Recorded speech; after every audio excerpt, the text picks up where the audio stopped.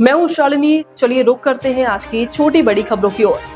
दुर्ग शहर में युवक की निर्याता पूर्वक हत्या। छत्तीसगढ़ के दुर्ग शहर में शुक्रवार शनिवार की दरमियानी रात 8 आरोपितों ने मिलकर एक युवक की हत्या कर दी। आरोपियों ने गंभीर रूप से घायल अवस्था में मृतक को 1.5 किलोमीटर टायर में लटकाकर घसीटा और शहर के सबसे व्यस्तम बाजार सदर सराफा लाइन की एक सकरी गली में मारकर फेंक दिया। पुलिस ने 3 आरोपियों को हिरासत में लिया है। सभी आरोपित नशे के आदी बताए जा रहे हैं। शनिवार सुबह युवक के लहूलुहान हालत में पड़े होने की सूचना पुलिस को मिली। युवक को दुर्ग जिला अस्पताल में भर्ती कराया गया, जहां इलाज के दौरान उसकी मौत हो गई। मृतक की पहचान शीतला नगर निवासी संतोष आचार्य 40 वर्ष के रूप में की गई है। पुलिस ने जानकारी दी है कि मृतक संतोष अपने शीतला नगर घर में दरवाजे के भीतर से बंद कर सो रहा था। आरोपियों ने रात करीब 10 बजे उसके घर पहुंचकर हंगामा करते हुए सब्बत से दरवाजा की कुंडी तोड़ दिया। उसके बाद मृतक को घर के बाहर लाकर जमकर पूरे कपड़े उतार कर पिटाई की। आरोपियों ने मृतक को पिटाई के बाद गंभीर रूप से घायल कर दिया और गाड़ी का टायर में लटकाकर करीब 1.5 किलोमीटर घसीटा। घसीटने के बाद सफाई कर्मी वाले कचरे गाड़ी में भी मृतक को नग्न कर घुमाया, जिसका फुटेज फिलहाल मिल नहीं पाए हैं। आरोपियों ने करीब 11:30 बजे मृतक को सराफा सदर बाजार के गली में ले जाकर फिर से पिटाई करते हुए उसे छोड़ दिया। आज सुबह करीब 4 बजे पुलिस को एक युवक के लहूलुहान हालत में पड़े होने की सूचना पुलिस को मिली। मृतक को दुर्ग जिला अस्पताल लेकर पहुंची, जहां डॉक्टरों ने उसे मृत घोषित कर दिया। शव का पोस्टमार्टम कराकर बॉडी परिजनों को सुपुर्द कर दिया गया है। सिटी कोतवाली पुलिस हत्या की तफ्तीश कर रही है।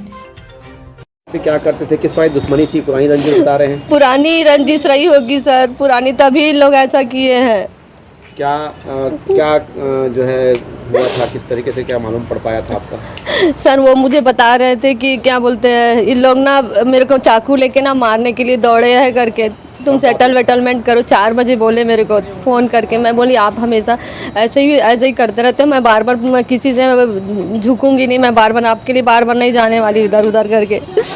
तो बोले आप घर ही में रहो, कोई दिक्कत नहीं है, पुलिस आएगी तो आपको लेके जाएगी, हम ऐसा करके। मैं बोल ठीक है मैं घर में हूँ करके। पता नहीं इन लोग कहाँ से ढूंढे, वो नहीं मिला, वो अंदर में बंद रहा होगा। इन लोग गैस कटर काट के उसको सोए हुए आदमी को बाहर निकाले। 15-20 लोग रात में पूरे और अंदर पूरा कपड़ा निकाल के मारे, नंगा करके। फिर वहाँ सदर बाजार में भी लेके गए, वहाँ पे भी मारे और तब तक मारे चाकू सर जब तक उसकी प्राण नहीं निकल गई।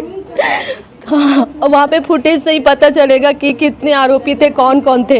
ऐसी कौन सी दुश्मनी थी, क्या बताए थे आपको? सिर्फ पैसों का उनका लेन देन रहता था। उसका थोड़ा सा ब्याज बट्टा का काम रहा होगा, तो उस चक्कर में ना किसी को ये पैसे दिए थे, वो पैसा वापस मिलता ही नहीं था सर। इसमें से कितने लड़के जिसको उसने पैसा मारना है, जमीन बेच देते ना, तो थोड़ा पैसा वैसे किसी का मदद कर देते थे। वो कैसे, जैसे अंडा वाला है, चाय वाला है, ऐसे और थोड़ा करके वसूलते थे वो।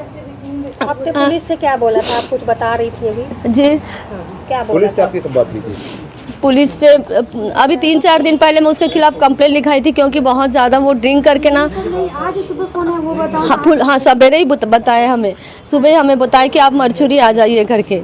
लेकिन क्या पुलिस से पहले आपने गुहार लगाई थी? आप बता रहे थे कि ये जो घटना हो रही लगातार आपके साथ। हमारे सिर्फ लड़ाई झगड़े का ही घटना था जी, आपको और पति के बीच में जी। आप उसके और वो ड्रिंक बढ़ गया था घर के सर। हमारे घर में कला हो रहा था और कोई बात नहीं थी हम दोनों पति पत्नी के बीच में। बस 4 ही महीने हुए थे मेरे को मम्मी के घर शिफ्ट हुए।